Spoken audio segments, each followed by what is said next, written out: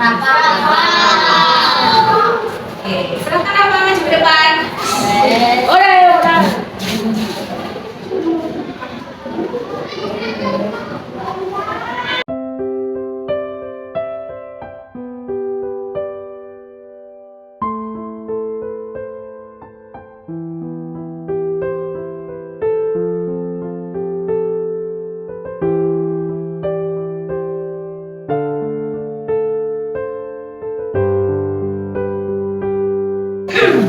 Baik, hari ini pelajaran kita apa ya?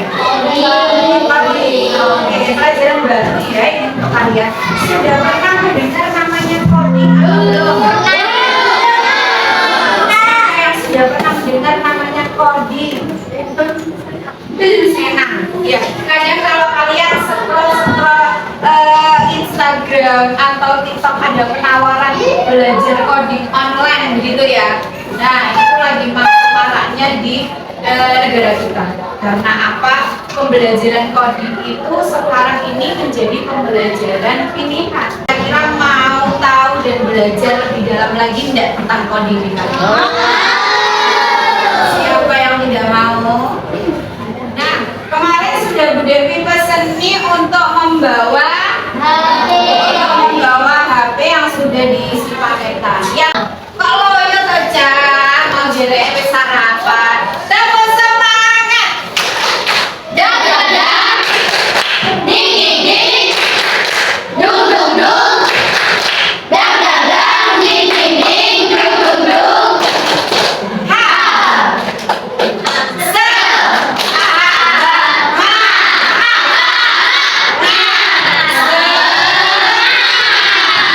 dulu tangan dulu teman.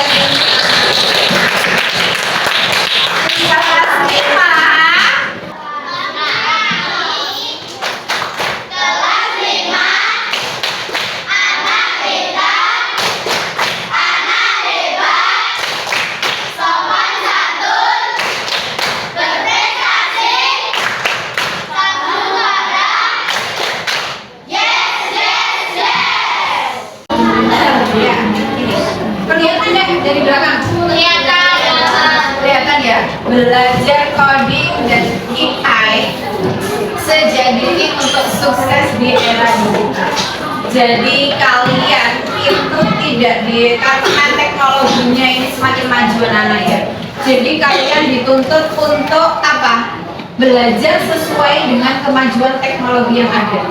Jadi istilahnya kalau orang zaman dulu itu tidak mengenal yang namanya teknologi canggih, tetapi mereka saat ini dalam bekerja juga harus dituntut menggunakan teknologi yang ada. Seperti kalian dalam dunia pendidikan, kalian juga harus mengikuti kecanggihan teknologi tersebut. Nanti yang akan kita bahas adalah tentang berpikir komputasional, yaitu khususnya tentang decomposition dan pattern recognition. Nah, sekarang selanjutnya yang pertama, pernahkah dengar kata AI? Pernah? Siapa yang belum pernah mendengar kata AI? Dalam benak kalian apa toh AI itu yang kalian tahu? Apa itu AI? Siapa yang tahu? Ya. Teknologi canggih. Oke, tepuk tangan dulu kalian. Betul, AI adalah salah satu program yang dikeluarkan saat ini yang merupakan teknologi saat ini, yaitu teknologi canggih. Ya. Kemudian kita skip dulu ya. Kemudian yang kedua, kenapa YouTube tahu video apa yang kita suka? Nah, yang ketiga, apa kamu pernah berbicara dengan robot di HP?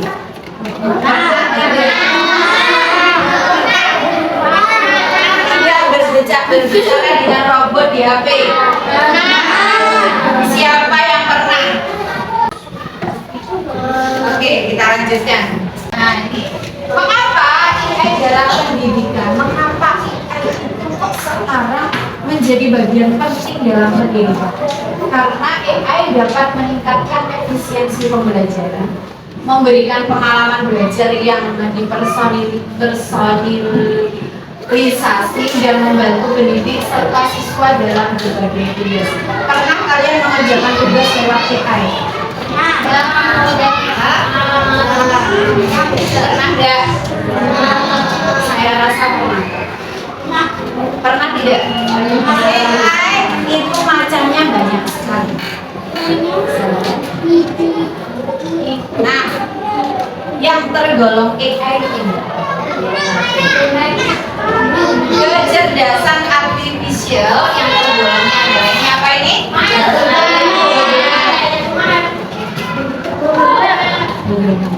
Kemudian yang kedua apa?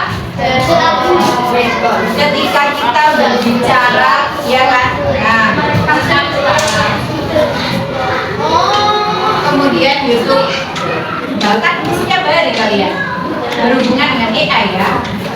Melihat YouTube. Kemudian ini apa ini? Aksen. Seperti Bapak Ibu itu kadang aksennya itu menggunakan face wajah. Ya, jadi tidak bisa dibohongi ketika mereka tidak masuk. Aku ketika absen tidak bisa. Jadi mereka harus datang langsung ke sekolah karena wajahnya tidak bisa diukur sama teman lain karena wajahnya sudah direkam di dalam mesin tersebut. Mesin tersebut wajahnya Devi Maulianita ya sesuai itu. Kalau yang namanya Devi Maulianita dia pakai wajahnya Polisote tidak bisa karena sudah direkam di mesin tersebut. Ya. Selanjutnya ini yang termasuk AI. Kira-kira yang termasuk AI apa lagi? Apa lagi? ChatGPT juga bisa. Apa Garaper misalnya? Garaper pakai ChatGPT. Siapa yang pernah mengerjakan PR menggunakan ChatGPT? Nah, memang teknologi canggih itu memudahkan siswa, memudahkan Bapak Ibu guru untuk menyelesaikan semua jenis pekerjaan ya. Untuk menyelesaikan semua jenis pekerjaan terutama yang bermasalah atau kiranya membutuhkan waktu yang banyak dengan menggunakan ChatGPT mungkin akan lebih efisien pakai. Sangat membantu. Tetapi etikanya dalam menggunakan AI itu perlu diperhatikan. Jangan sampai AI itu membuat seseorang menjadi malas untuk belajar. Jadi AI itu dikembangkan tidak untuk membuat kalian bergantung. Ya. Nah, orang yang bergantung pada AI tersebut akan memunculkan rasa malas untuk belajar. Jadi dia akan mengandalkan gak usah sinau, gak PR, gawe AI mudah, gampang, langsung enak jawaban.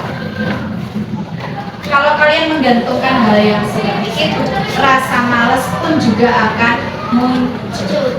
Gara PR matematika uangnya AI pasti jawabannya nanti A.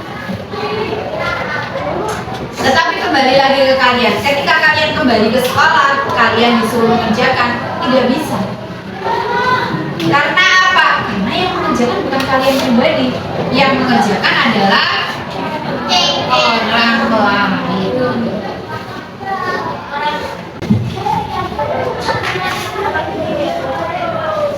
Nah, sekarang tadi kita sudah berbicara tentang AI, sekarang kita berbicara tentang coding.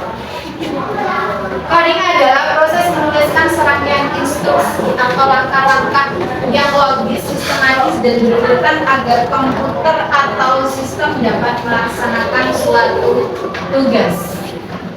Bayangkan jika coding itu seperti membuat resep masakan, di mana setiap langkah harus jelas dan diikuti sesuai urutan agar hasilnya sesuai harapan. Jadi, coding itu adalah serangkaian instruksi atau beberapa instruksi dalam memecahkan suatu masalah yang kalian hadapi. Misalkan kalian membuat nasi goreng, ya, tidak mungkin nasi goreng itu langsung pengen nasi goreng misalkan. Tidak mungkin nasi goreng itu langsung ya. Apa itu AI? AI atau artificial intelligence.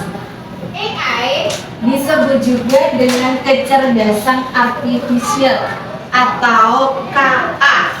Ya, AI adalah teknologi yang memungkinkan mesin berpikir, belajar, dan membuat keputusan layaknya manusia. Jadi AI itu sama dengan manusia. Mereka itu adalah bagian yang memikirkan, berpikir. Di dalam robot tersebut pasti dia ada diisi dengan AI.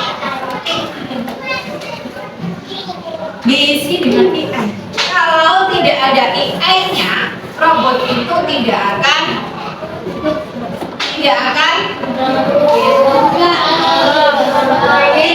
bekerja sesuai dengan yang kita perintahkan. Jadi sekarang tahu nggak apa bedanya robot dengan AI? Ada di atas, pasti ada serangkaian juga bisa. Garap PR misalnya, garap PR pakai ChatGPT. Siapa yang pernah mengerjakan PR menggunakan ChatGPT? Nah, memang teknologi canggih itu memudahkan siswa, memudahkan bapak ibu guru untuk menyelesaikan semua jenis pekerjaan bahkan ya, untuk menyelesaikan semua jenis pekerjaan, terutama yang bermasalah atau kiranya membutuhkan waktu yang banyak. Dengan menggunakan ChatGPT mungkin akan lebih efisien pakai, sangat membantu. Tetapi etikanya dalam menggunakan AI itu perlu diperhatikan. Jangan sampai AI itu membuat seseorang menjadi malas untuk belajar. Jadi AI itu dikembangkan tidak untuk membuat kalian bergantung. Ya. Nah, orang yang bergantung pada AI tersebut akan memunculkan rasa malas untuk belajar. Jadi dia akan mengandalkan gak usah sinau, garap PR, gawe AI mudah, gampang, langsung enak jawaban. Kalau kalian menggantungkan hal yang seperti itu, rasa malas pun juga akan muncul. Gara PR matematika uangnya AI pasti jawabannya nanti A. Tetapi kembali lagi ke kalian, ketika kalian kembali ke sekolah, kalian disuruh mengerjakan, tidak bisa. Karena apa? Karena yang mengerjakan bukan kalian pribadi, yang mengerjakan adalah orang lain.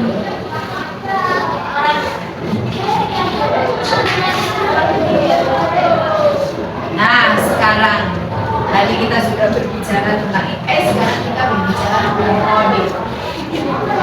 Coding adalah proses menuliskan serangkaian instruksi atau langkah-langkah yang logis, sistematis, dan berurutan agar komputer atau sistem dapat melaksanakan suatu tugas.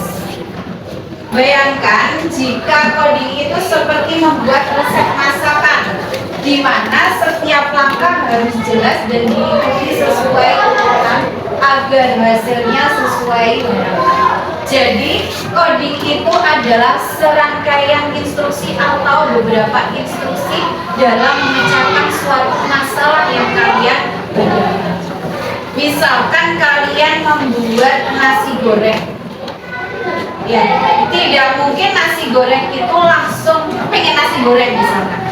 Tidak mungkin nasi goreng itu langsung cemepak atau langsung ada di atas. Pasti ada serangkaian instruksi yang kalian lakukan. Mulai dari menyiapkan bahan. Menyiapkan bahan apa dulu? Misalkan menyiapkan berasnya, menyiapkan bumbunya dan lain sebagainya, menyiapkan alat pembuat gorengannya dan lain sebagainya. Itu adalah salah satu instruksi yang nantinya dikenal dengan namanya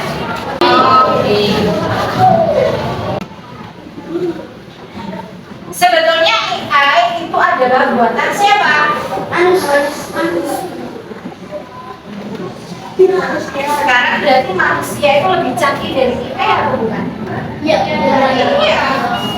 Jadi kalian jangan merasa AI itu lebih canggih dari manusia, tidak. Manusia yang lebih canggih dari AI.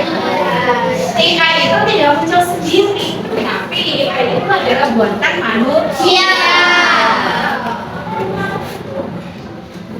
Nah, kalian nantilah yang akan membuat AI. Coba, biar nggak loyo, ngantuk, silakan berdiri dulu.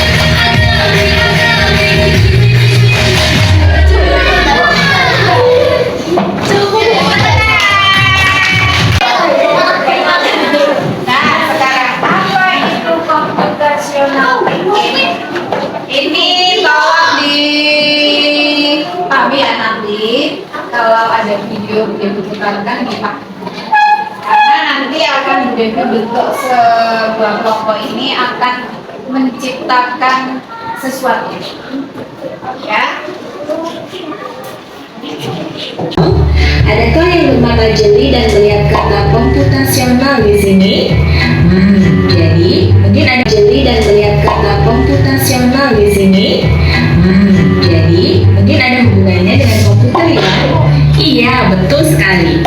Jempol buat kamu yang sudah menebak dengan benar.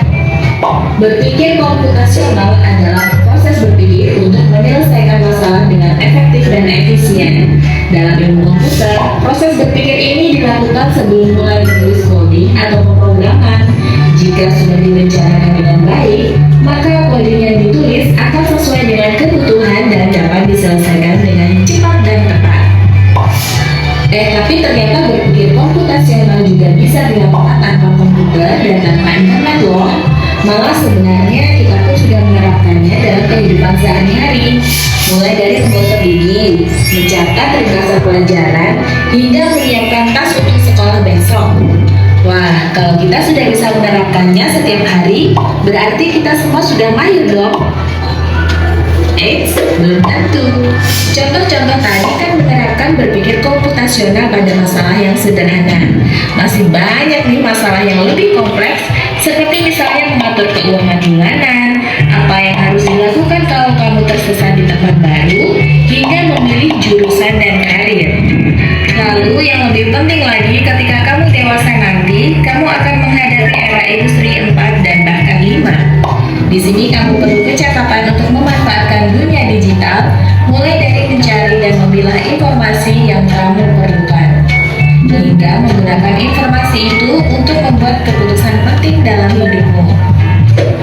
Menghadapi masalah kompleks kehidupan di masa sekarang dan masa depan ini mirip seperti merencanakan coding yang sudah dibahas sebelumnya. Kuncinya adalah memahami masalah dengan tuntas dan mencari cara menyelesaikan yang efektif dan efisien. Nah, kalau begitu, bagaimana agar kita bisa berpikir komputasional? Sekarang kita bahas ya, 4 landasan dari berpikir komputasional. Yang pertama, dekomposisi.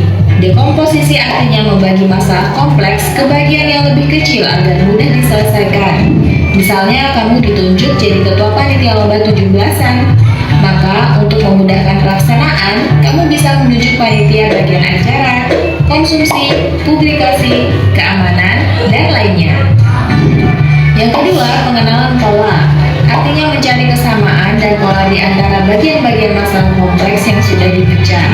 Misalnya, kamu hendak melipat dan menyimpan jemuran di rumah, maka kamu perlu bisa mengenali jemuran milik ayah, ibu, kamu, adik, dan milik bersama seperti spray, handuk, dan lainnya. Yang kedua, pengenalan pola. Artinya mencari kesamaan dan pola di antara bagian-bagian masalah kompleks yang sudah dipecah. Misalnya, kamu hendak melipat dan menyimpan jemuran di rumah, maka kamu perlu bisa mengenali jemuran milik ayah, ibu, kamu, adik, dan milik bersama seperti spray, handuk, dan lainnya. Ini karena jemuran-jemuran itu perlu disimpan di tempat yang berbeda. Yang ketiga, abstraksi. Artinya fokus pada informasi yang penting saja, mengabaikan detail yang tidak diperlukan. Misalnya, kamu hendak menceritakan pengalamanmu berwisata ke luar kota. Tentunya kamu mengalami banyak hal, dari mulai berangkat di bus, berfoto bersama, makan di restoran, menginap di hotel, hingga perjalanan pulang. Tapi nggak mungkin kan kamu ceritakan semua kejadian dengan detail pada teman-temanmu. Pasti mereka bosan kalau kelamaan. Jadi, kamu harus menyaring beberapa kejadian yang menarik saja untuk diceritakan pada teman. Yang terakhir, algoritma. Artinya membuat langkah-langkah penyelesaian atau membuat aturan yang diikuti untuk menyelesaikan masalah. Misalnya, kamu diberi daftar belanja di supermarket oleh ibu. Ada minyak goreng, telur, roti, sayur, dan kopi. Lalu kamu harus buru-buru karena ibu sudah mau memasak dengan minyak goreng itu. Nah, kalau seperti ini, satu cara yang efisien misalnya mulai dengan mengambil barang yang paling dekat dari pintu masuk hingga terakhir yang paling dekat dengan kasir. Nah, itu dia 4 landasan berpikir komputasional yang perlu diterapkan untuk memecahkan masalah yang kompleks. Lalu berikutnya, apakah ada cara untuk mengasah kemampuan berpikir komputasional? Tentu ada. Selain bisa coba kamu terapkan ke masalah sehari-harimu, kamu bisa juga latihan soal untuk mengasahnya. Misalnya, gurumu akan memberikan soal-soal computational thinking di mata pelajaran matematika, bahasa Indonesia, dan IPAS dalam kurikulum mereka. Selain itu, kamu bisa ikut tantangan Bebras Indonesia juga. Yuk coba simak satu contoh soal computational thinking.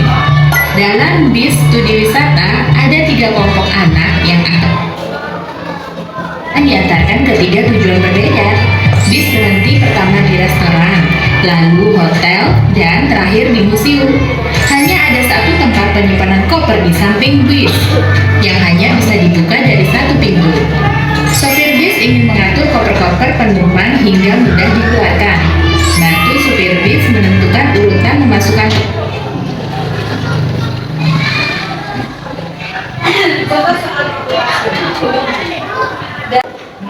Bantu supir bus menentukan urutan memasukkan koper-koper itu ke dalam tempat penyimpanan. Kira-kira bagaimana supir bus ini?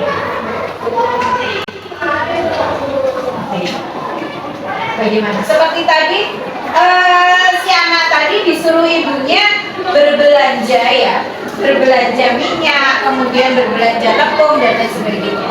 Dan ibunya buru-buru ingin membuat bahan belanjanya. Bagaimana terlebih dahulu anak itu mengatur belanjanya? Jadi anak itu akan mengambil barang yang dekat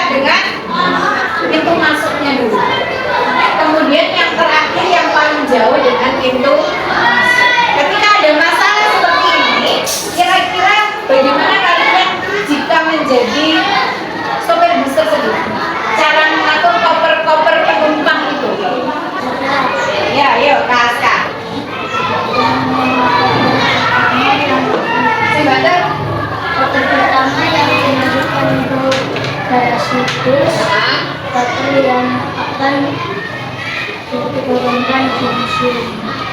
Di museum. Terus yang pertama ya, yang paling sulit sendiri ya.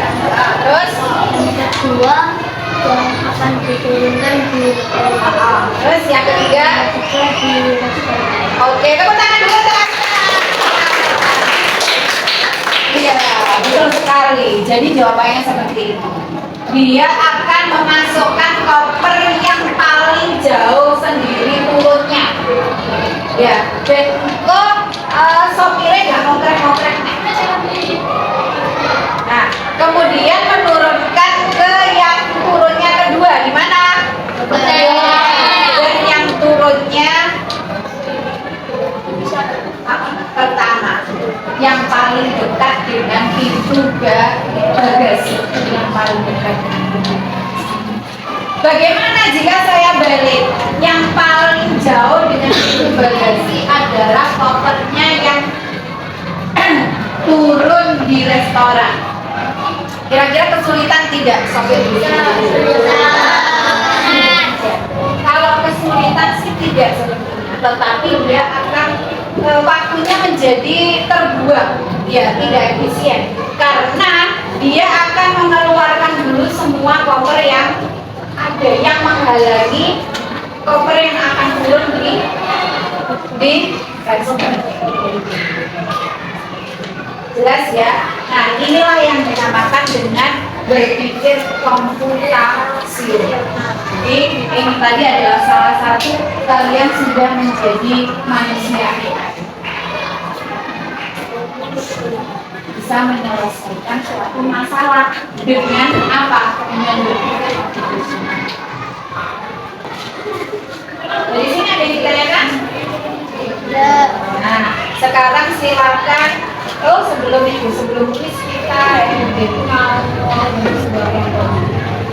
Nah, tadi di dalam di dalam berpikir komputasional tadi ada empat pilar. Apa saja? Yang pertama, dekomposisi. Kemudian yang kedua, pola. Yang ketiga, abstraksi. Yang keempat, pemecahan masalah. Untuk dekomposisi tadi contohnya misalkan kalian ditunjuk Ibu Devi. Bu Devi ini menjadi wali kelas kalian. Bagaimana supaya bisa mengendalikan kelasnya? Jadi Bu Devi butuh yang namanya perangkat kelas itu terdiri dari apa saja? Ketua kelas, terus wakil bendahara, sekretaris, dan lain sebagainya untuk mengatasi masalah-masalah yang ada di kelas. Kemudian sekarang pola itu misalkan contohnya pola seperti ini. Misalkan Bu Devi tangannya gini yang pertama. Kemudian yang kedua gini. Ya, terus yang ketiga gini. Terus kembali lagi yang pertama bagaimana tadi? Yang kedua, yang ketiga itu namanya pola. Terus misalkan ini polanya Bu Devi nesu, wajahnya nesu. Terus hahaha. Terus ngantuk. Kembali lagi yang pertama apa? Marah. Terus apa tadi yang kedua? Senyum. Yang ketiga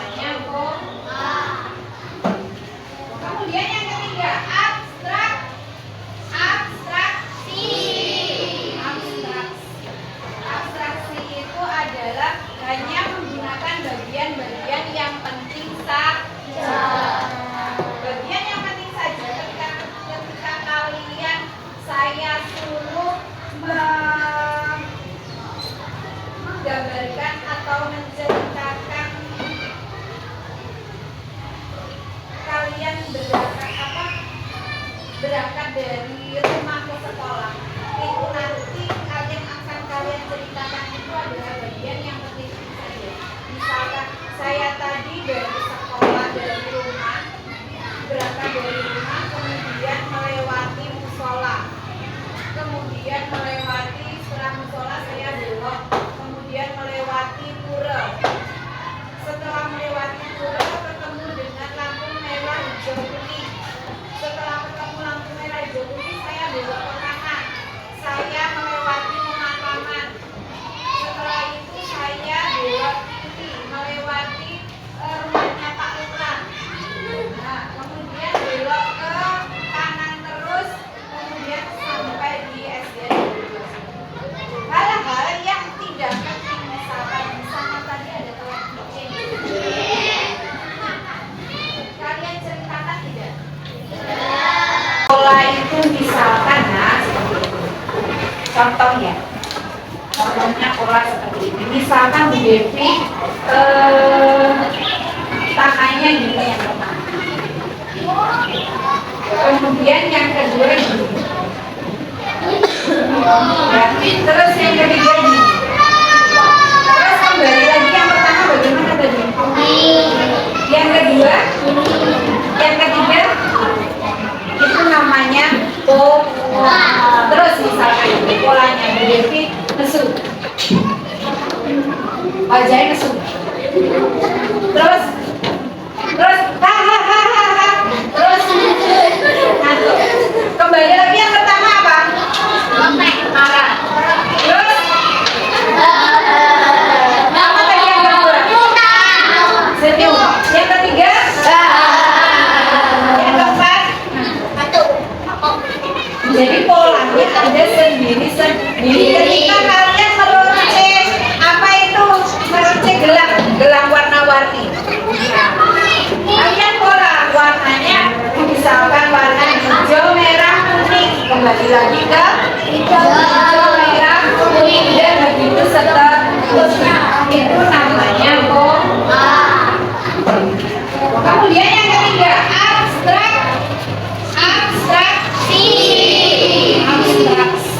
abstraksi itu adalah hanya menggunakan bagian-bagian yang penting saja.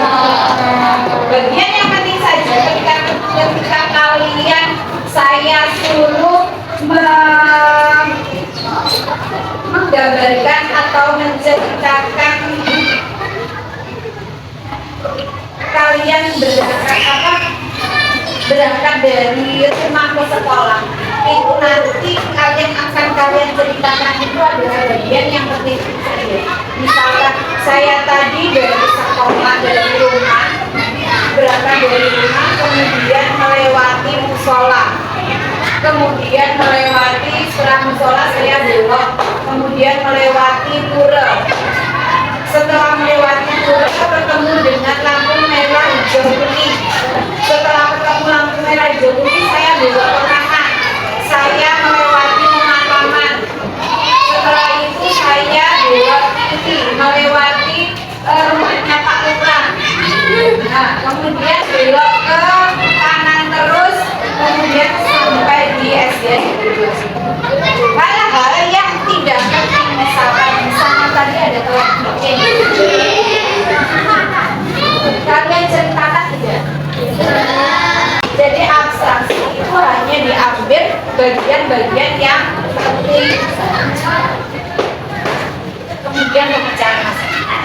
Nah, sekarang tugas kalian tiap-tiap kelompok ini tugasnya kalian membuat sebuah pola seperti Bu Devi tadi. Nanti kalian akan maju di depan. Ya, terserah kalian mau polanya bersuara atau polanya tidak bersuara. Nanti kelompok yang lain akan menebak. Nah, jadi kelompok ini maju yang menebak kelompok ini. Kemudian kelompok yang ini maju yang menebak kiri. Ketika kelompok ini maju yang menebak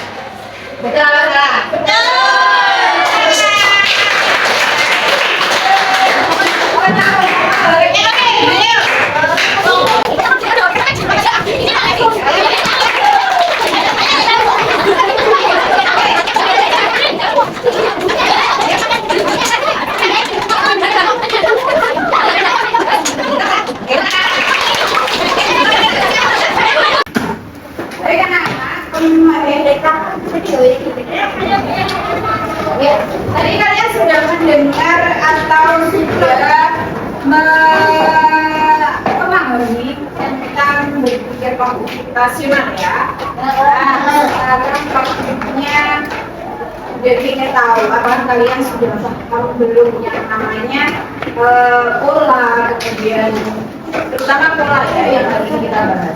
Nah, pola ini nanti berhubungan dengan operasi kalian. Jadi kalian di sini nanti akan intinya kalian harus hafal yang namanya berkalian. Di sini nanti, nah di sini ini sudah ada perintahnya ya. Jadi keluarkan dulu alat warnanya, dan dikeluarkan dulu alat warnanya. Sudah membawa, kalian sudah membawa. Tidak tahu. Hilang. Tapi ya hilang. Ya. Jadi nanti kalian, nah di sini ada warna-warni, ya ada warna merah, kuning, hijau, putih. Kalian harus menyesuaikan sesuai dengan warna yang di sini. Angka berapa yang harus saya warnai? Nah, dan setelah kalian warnai nanti akan membentuk sebuah pola yang sudah kalian pelajari tadi. Ya, jelas ya. Setelah kalian mengerjakan ini nanti, baru nanti selanjutnya kalian boleh bermain dengan yang namanya handphone. Kemarin sudah Dewi kasih tahu ya, saya suruh buat handphone sendiri-sendiri ya. Saya tahu.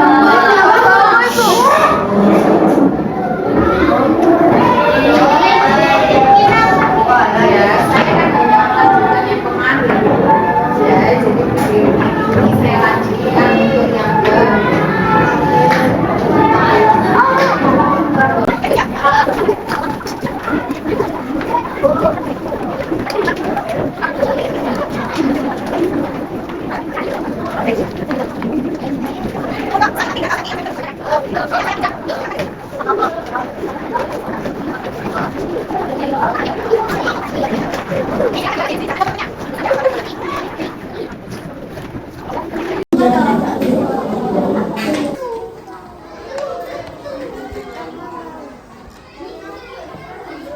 Lima kali 2 10.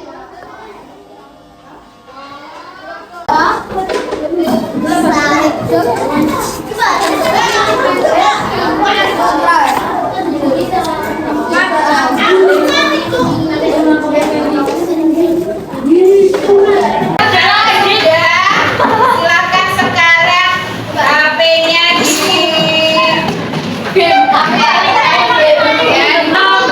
kalau sudah siap kalian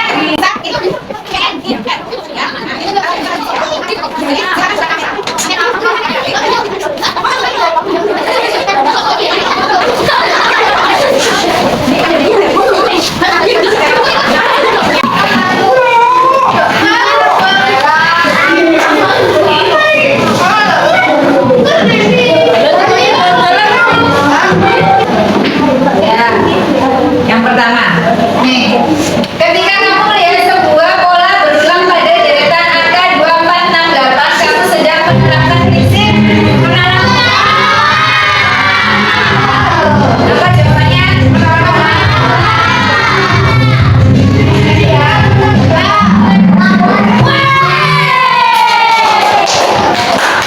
Selanjutnya yang kedua.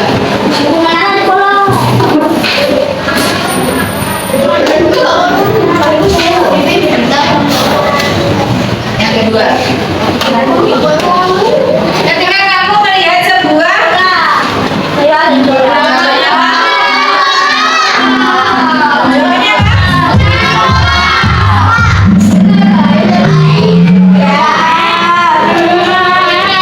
Oh ya.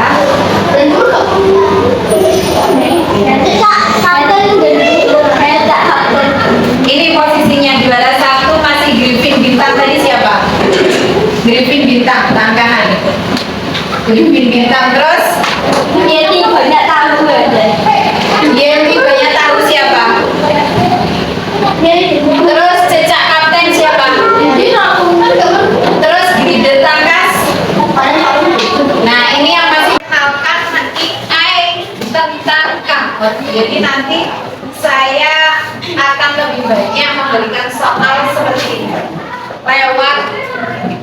HP atau lewat laptop. Ya, jadi kalian soalnya nanti tidak banyak atau saya kasih banyak. Di sini nanti akan memudahkan menjadi dalam menilai juga. Ya, dan terlihat jelas. Misalkan yang nomor 1 berarti nilainya berapa, nanti tinggal saya masukkan ke daftar nilai. Jadi Bu Dewi sudah tidak perlu menghitung lah, sudah dihitung oleh sangat mudah sekali. Ya. Kalau sudah, nah untuk pembelajaran hari ini ada yang ditanyakan? Ada yang ditanyakan? Ini yang HP-nya tadi belum bisa, nanti Bu Dewi kirim linknya, kalian coba di rumah.